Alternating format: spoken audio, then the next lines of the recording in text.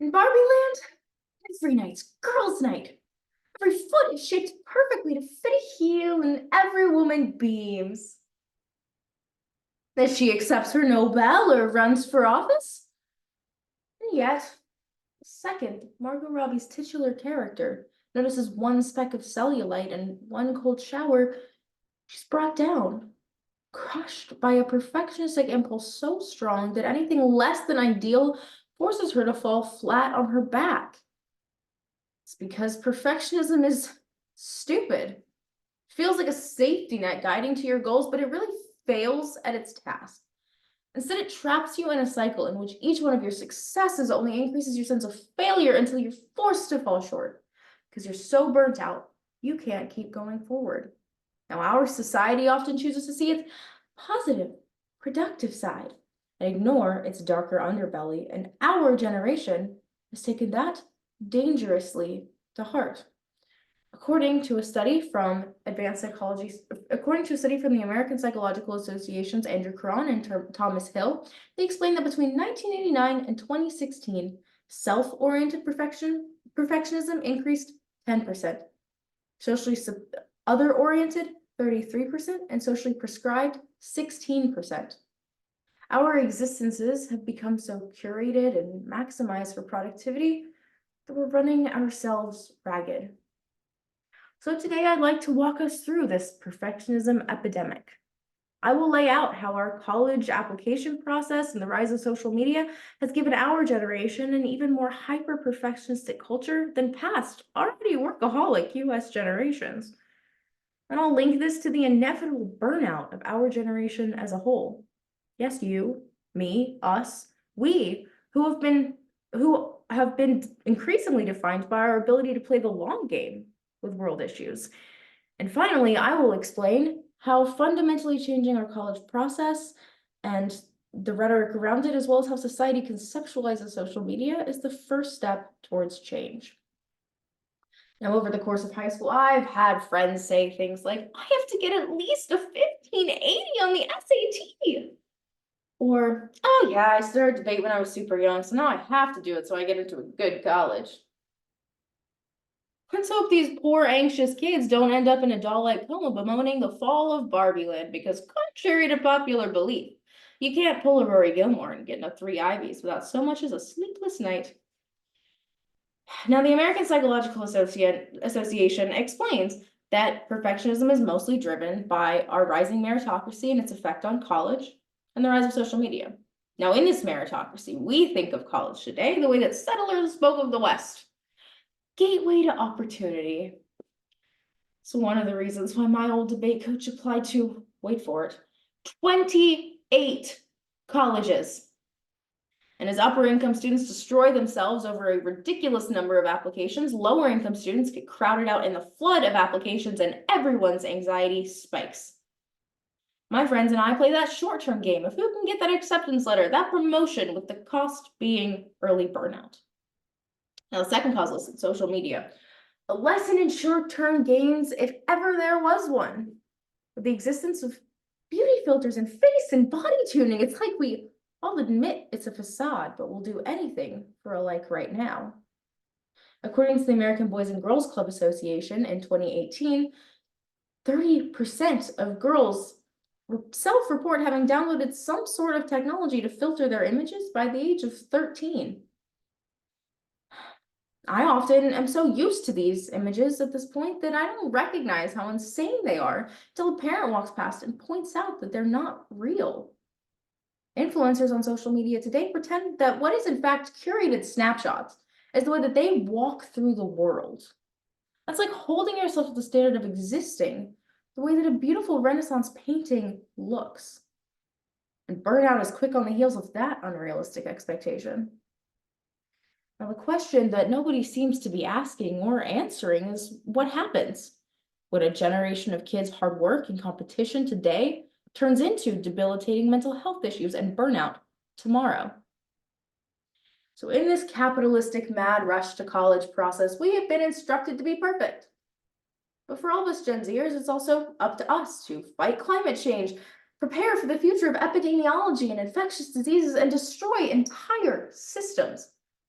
According to Alex Tyson from Pew Research in 2021, 32% of Gen Zers have either contacted an elected official, donated money, or attended a rally surrounding sustainability, compared to just 23% of Gen Xers.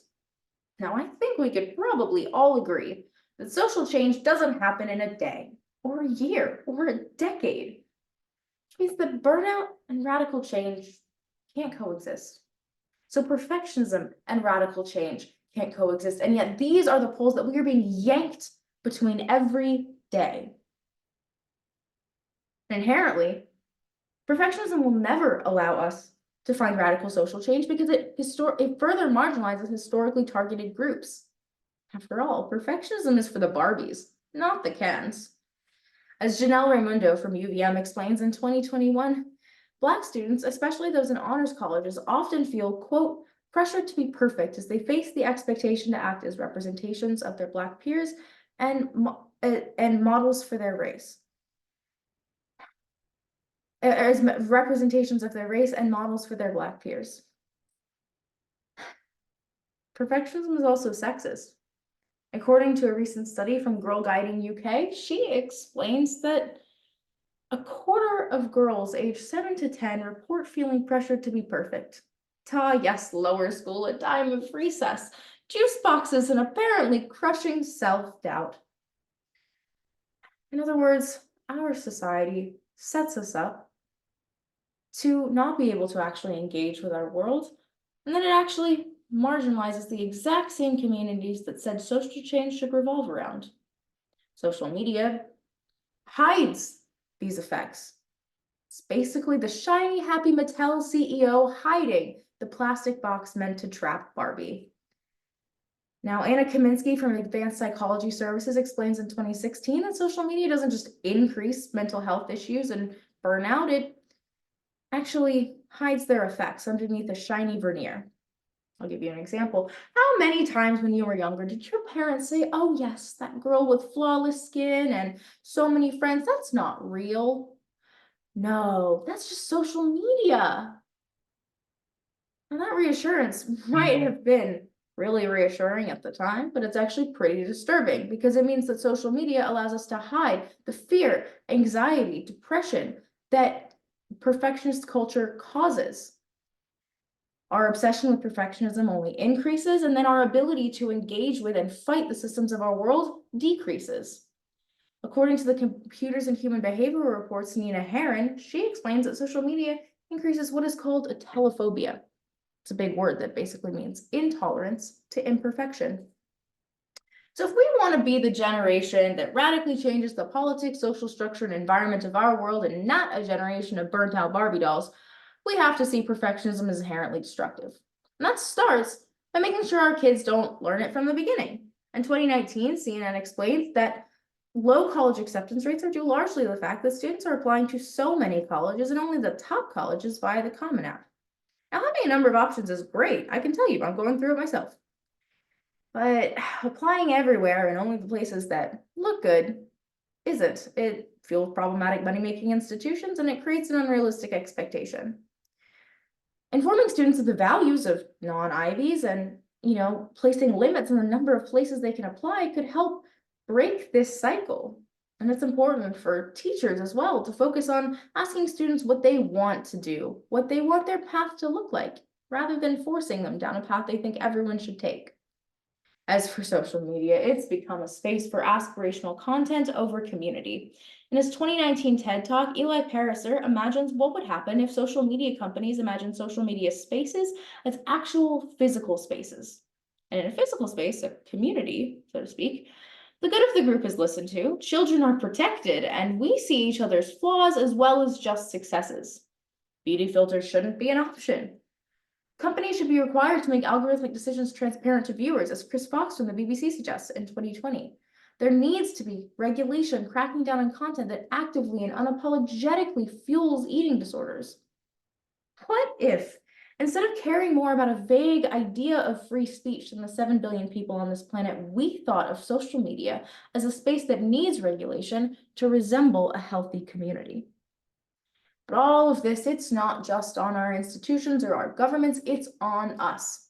So students, think the next time before you post and about whether it's going to contribute to the cycle or contribute to your values. Teachers, focus on the messages that school is sending your kids. And parents, focus on how your children are responding to those messages on social media and at school and from peers. And lastly, let's please stop complaining about things like the 4-day work week that our kids will inherit because, it hopefully means progress and hope. Thank you.